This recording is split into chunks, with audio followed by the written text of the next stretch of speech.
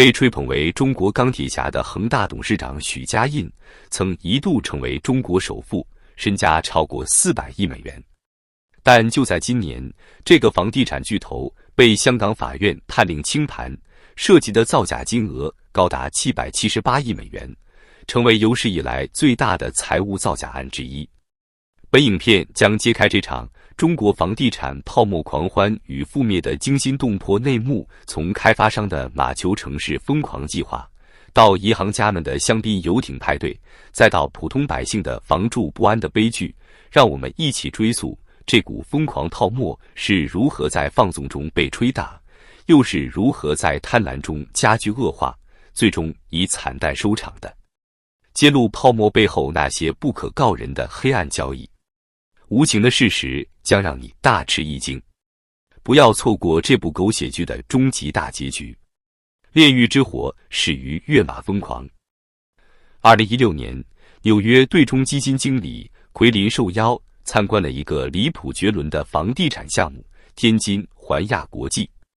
这个总占地面积超过摩纳哥国土的超级工程，除了高端公寓，还计划建造全球第1高楼、歌剧院等豪华设施。奎林好奇开发商吸引买家的独门秘诀，没想到得到的答复是马球。奎林当时就觉得这简直是疯话，国际高管会为了马球而把总部设在天津，这个计划根本行不通。但这种疯狂的赌博心态，恰恰预示了当时中国房地产已经进入了泡沫时代。泡沫时代源于上世纪90年代中国放开房地产市场后，开发商如雨后春笋般涌现，一座座新楼拔地而起。开发商、购房者、中外投资者被罕见的房地产繁荣所蛊惑，集体进入了癫狂状态。恒大董事长许家印曾在2017年成为中国首富，身家超400亿美元。当年恒大房地产销售额增长11%，在港股飙升458%。即便是专门研究金融反常现象的香港会计师图洛克和史蒂文森，对恒大资产泡沫和会计造假已经拍马相告，但当时也无人理睬。这股狂热的信心来自于一个似无懈可击的前提：中国政府不会允许房地产市场崩溃。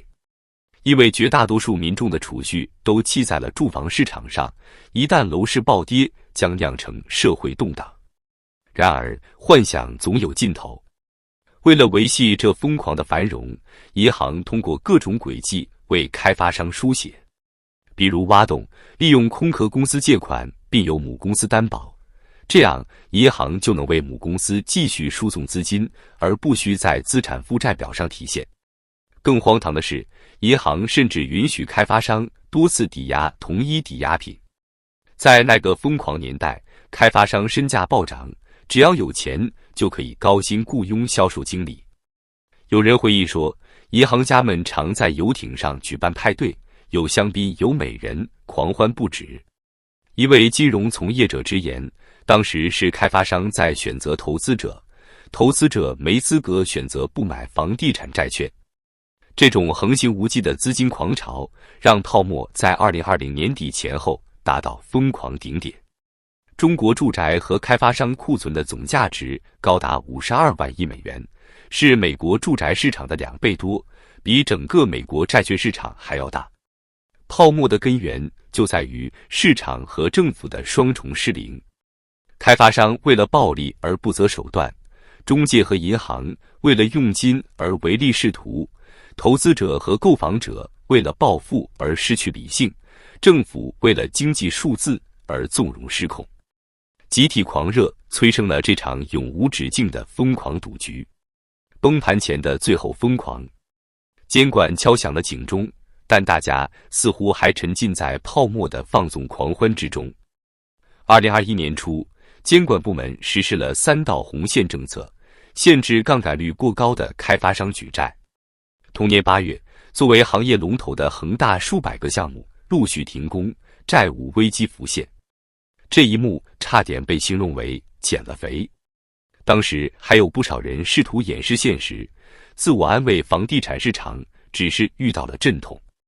令人始料未及的是，接下来是整个行业如多米诺骨牌般迅速扩散的流动性危机。2022年，中国开发商发债规模仅剩区4亿美元，是前一年的1/50不到。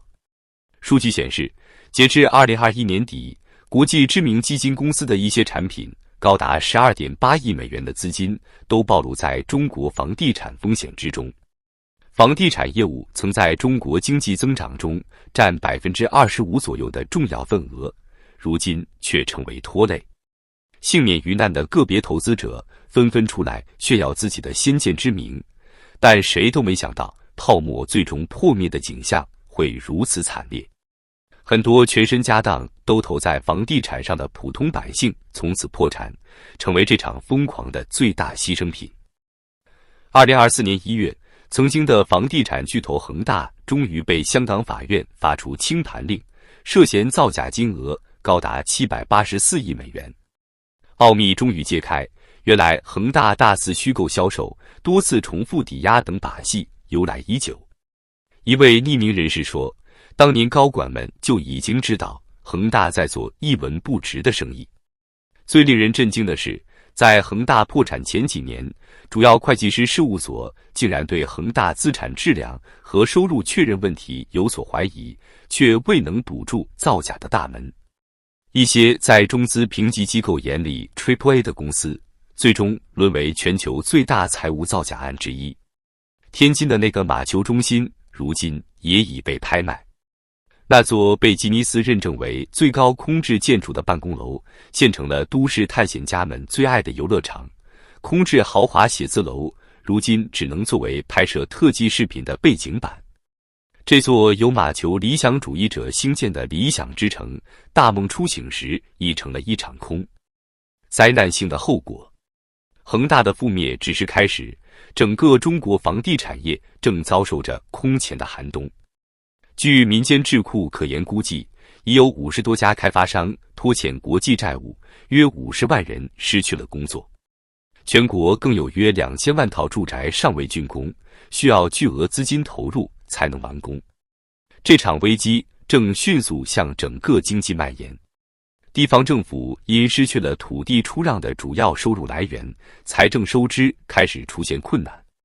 以房地产和相关上下游行业为核心的供应链条正在断裂，债务违约事件不断发生。与之相伴的是大量购房者的钱款打了水漂。全国各地不乏购房者因为住房项目烂尾而无家可归的景象，场面一度陷入失控，引发了连绵不绝的揽夺运动。可以说，中国的房地产业已经走向了穷途末路，正在进入一个漫长的修复期。未来几年，开发商被废弃的烂尾楼、空置楼王以及质疑声四起的金融产品，都将成为这个行业的罪证和包袱。更为严峻的是，广大民众对于购房安全性的信心遭到了前所未有的冲击。在很长的一段时间内，不少人恐怕都很难再相信置业投资的回报率了。谁都不愿意承认，这场灾难的发生是所有从业者的疯狂集体作祟，